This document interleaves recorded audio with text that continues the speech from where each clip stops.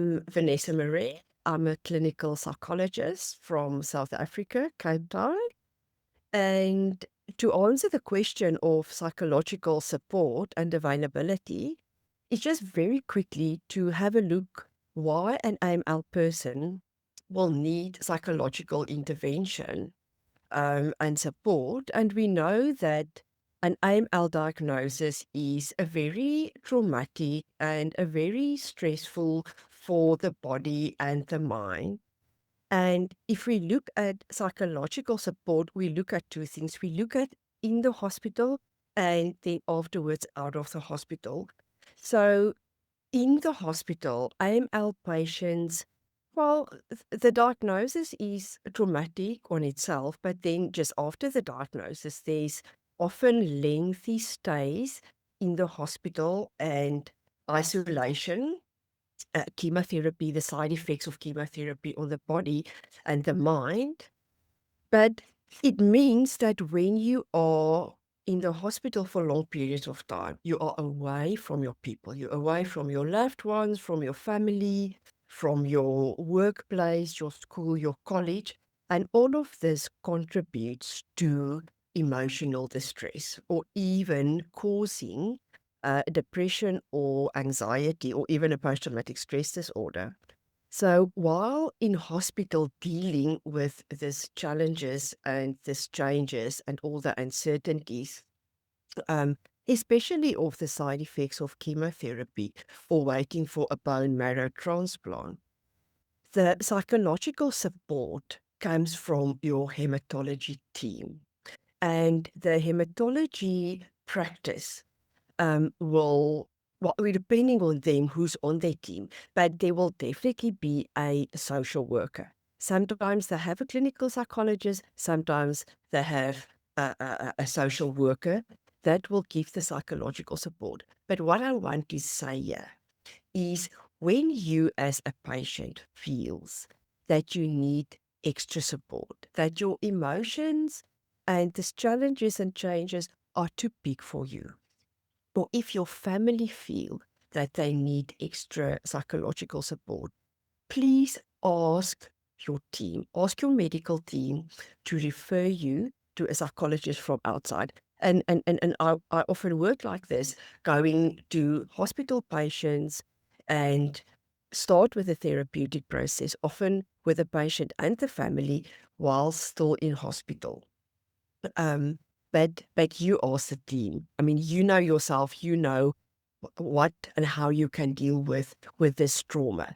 But I often find in my practice that emotional distress or the development of depression and or anxiety lasts long after the end of your treatment, the end of your active treatment.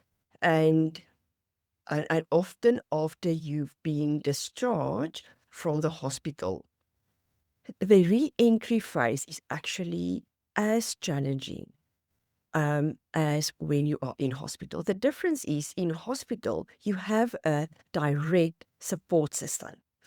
You have your family support or your medical support every day. But when you are discharged, you don't have that. And to reintegrate, to adapt to a new reality, to adapt to your new normal, it is important for you to be part of a therapeutic process.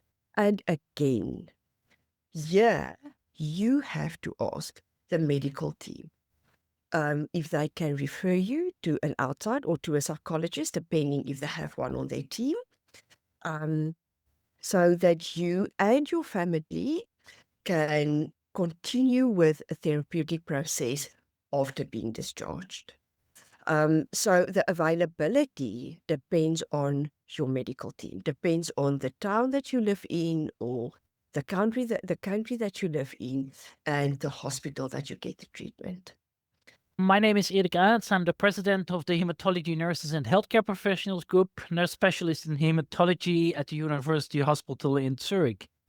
So thank you very much, Vanessa. I think the only thing I would like to add is that being diagnosed with AML is not only a medical emergency, it's also an emotional crisis.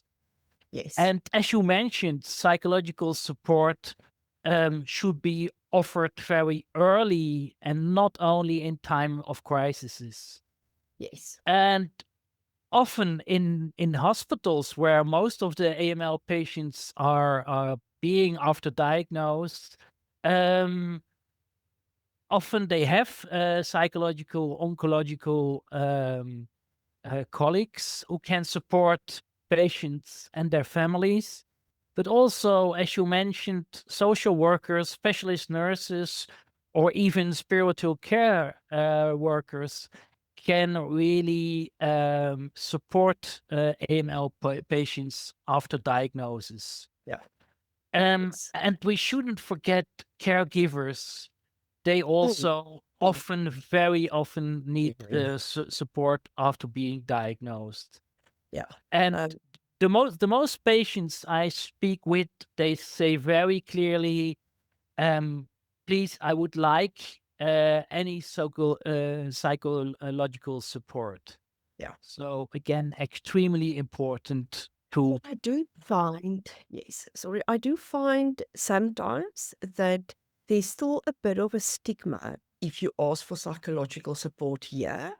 And it's very important that it comes from the medical team. But also having said that, that because, well, we believe that there is no health without mental health, is, you know, apart from asking your team to refer you to a psychologist, you can also go on like the AML website or websites, and that with Zoom sessions, you can actually find a psychologist anywhere in the world and have online sessions with them.